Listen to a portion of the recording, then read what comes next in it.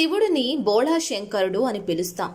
ఆయనకు దోసెడు నీళ్లు సమర్పించిన వారు రాక్షసుల అయినా సరే కోరిన కోర్కెలను వరాలుగా ఇచ్చేస్తారు. శివుడు ఐశ్వర్యానికి కారకుడు. మనకు ఎంత డబ్బు వచ్చినా శివుని అనుగ్రహం ఉంటేనే చేతిలో నిలుస్తుంది.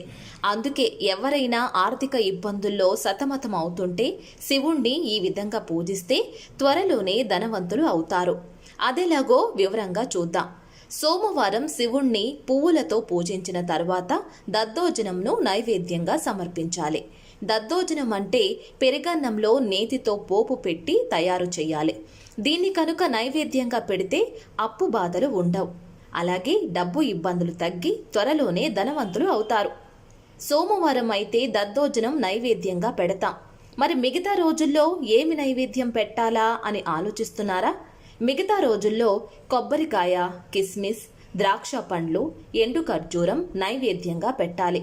ప్రత్యేకమైన రోజుల్లో పాలతో చేసిన పరమాన్నం లేదా పాయసాన్ని నైవేద్యంగా పెట్టాలి.